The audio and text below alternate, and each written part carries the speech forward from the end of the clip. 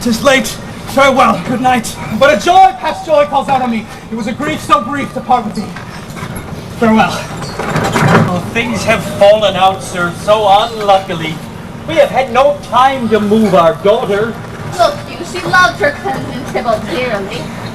So did I. Well, we were born to die. It's very late. She'll not come down tonight. These times of woe afford no time to woo. Madam, good night. Commend me to your daughter. I will, and know her mind early tomorrow. Tonight she is mewed up to her heaviness. Sir Paris, I will make a desperate tender of her love. I think she will be ruled in all respects by me. Nay, more, I doubt it not. Wife, go you to her ere you go to bed. Acquaint her here of my son Paris's love, and bid her, mark you me, on Wednesday next. But soft, what day is this? Monday, my lord. Monday? Well, Wednesday is too soon. A Thursday let it be. A Thursday, tell her she shall be married to this noble earl. But hark you, our cousin Tybalt being slain so late, it may be thought we held him carelessly, being our kinsman, if we revelled much. Therefore we'll have some half a dozen friends, and there an end. But what say you to Thursday? My lord, I would that Thursday were tomorrow. Well, get you gone. A Thursday be it then. Go you to her ere you go to bed. Prepare her wife against this wedding day. A farewell, my lord. Light to my chamber, ho! For me it is so very, very late that we may call it early by and by. Good night. Before we gone, he does not give me your day. It was the nightingale and not the hawk that pierced the fearful hollow of thine ear. Nightly she sings on yon pomegranate tree. Believe me, love, it was the nightingale. It was the lark, the herald of the morn. Look, love, what envious streaks do race the severing clouds in yonder east. I must be gone and live or stay and die. Yon light is not daylight. I know it, it is some meteor. The sun exhales to be to thee this night a torch-bearer, and light down their way to Mantua. That will stay yet. Thou needst not to be gone. Let me be taken, let me be put to death. I am content if thou wilt have it so. Come, death, and welcome. Juliet wills it so. I have more care to stay than will to go. How is it, my soul? Let us talk. It is not day. It is high hunts. Be gone away. It is the lark that sings so out of tune, straining harsh discord with unpleasing sharps.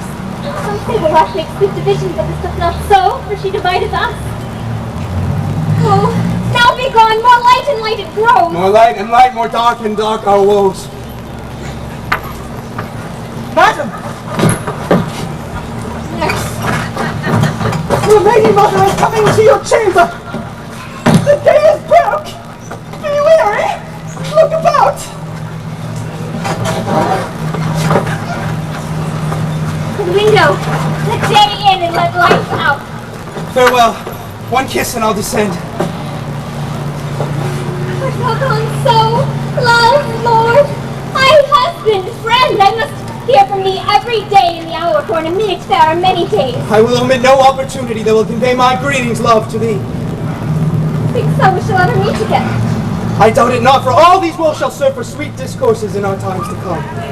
Oh, fortune, fortune, all men call thee fickle. Be fickle, fortune, for then I hope thou wilt not keep him long, but send him back.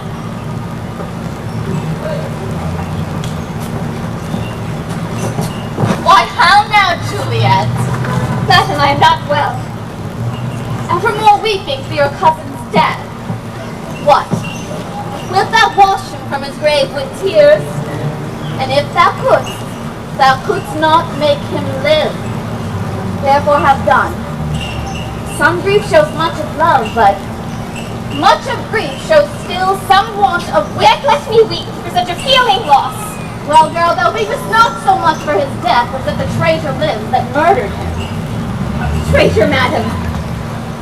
That same villain, Romeo. Villain and he be miles asunder. God pardon him, I do with all my heart. And yet no man like thee doth grieve my heart. That is because the traitor murderer lives. My madam, the reach of these my hands. Would not but I might venge my cousin's death. we will have vengeance for it, fear thou not. But now I tell thee joyful tidings, girl. And joy comes well at such a needy time. What are they, beseech your ladyship? Well, thou hast a careful father, child, one who, to put thee from thy heaviness, hath sorted out a sudden day of joy, which thou expected not nor looked not for. Madam, and happy time, what day is that? Marry, my child, early next Thursday morn. The gallant, young, and noble gentleman, the County Paris, at St. Peter's Church, shall happily make thee there a joyful bride. No, by St. Peter's Church and Peter too, he shall not make me there a joyful bride. I wonder at this haste, that I must wed ere he that should be husband comes to woo. I pray you tell my lord and father I'll not marry yet, and when I do, I swear it shall be Romeo, whom you know I hate, rather than Paris. These are news indeed. Here comes your father. Tell him so yourself, and see how he takes at your hands. How now? A conduit girl? What, still in tears? How now, wife, have you delivered to her our decree? Aye, sir, and she will have none. She gives you thanks. I would the fool were married to her grave. How will she none? Does she not give us thanks? Is she not proud? Does she not count her blessed, unworthy as she is, that we have wrought so worthy a gentleman to be her bridegroom? Proud that you have, but thankful that you have. Proud can I never be of what I hate, but thankful even for hate that is meant love. How now, chop logic? What is this? Proud, and I thank you, and I thank you not, and yet not proud?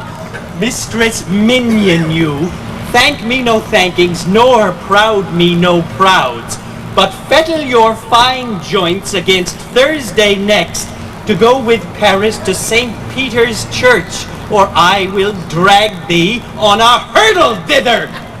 Out, you green sickness carrion! Out, you baggage! You tallow face! Are you mad? My father, I beseech you on my knees. Hear me with patience, but to speak a word. Hang me, young baggage! Disobedient wretch! I tell thee what, get thee to church on Thursday, or never after look me in the face. Wife, we scarce thought us blessed that God had lent us but this only child.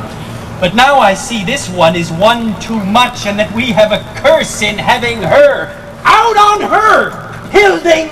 God in heaven bless her! You are to blame, my lord, to rate her so! And why, my lady Wisdom, hold your tongue? May not one speak! Peace, you mumbling fool! Utter your gravity or a gossip's bowl, for here we need it not. You are too hot! God's bread, it makes me mad. Day, night, hour, tide, time, work, play, alone, in company, still my care hath been to have her matched. And having now provided a gentleman of noble parentage, of fair domains, youthful and nobly trained, stuffed, as they say, with honorable parts, proportioned as one's thought would wish a man, and then to have a wretched, puling fool, a whining mammet in her fortune's tender to answer, I'll not wed, I cannot love, I am too young, I pray you pardon me. But as you will not wed, I'll pardon you. Graze where you will, you shall not house with me. Look to it. Think on it. I do not use to jest. Thursday is near. Lay hand on heart. Advise. And you be mine, I'll give you to my friend. And you be not, hang, beg, starve, die in the streets, for by my soul, I'll ne'er acknowledge thee! Is there no pity sitting in the clouds that sees into the bottom of my grief? Oh, sweet my mother, cast me not away, delay this marriage for a month, a week, or if you do not, make the bridal bed in that dim monument where Tybalt lies. Talk not to me, for I'll not speak a word. Do as thou wilt, for I have done with thee. Oh, nurse, how shall this be prevented, my husband?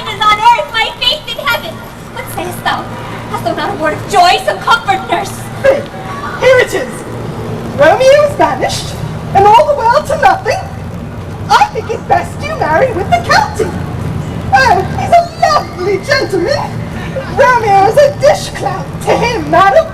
An eagle, madam, hath not so green, so quick, so fair an eye as Paris hath. Beshrew my heart, I think you are happy in the second batch, for it excels your first, or if it did not, your first is dead. Or 'twas good he was living here and knew no use of him. Speak so from thy heart. And from my soul too, or else beshrew them both.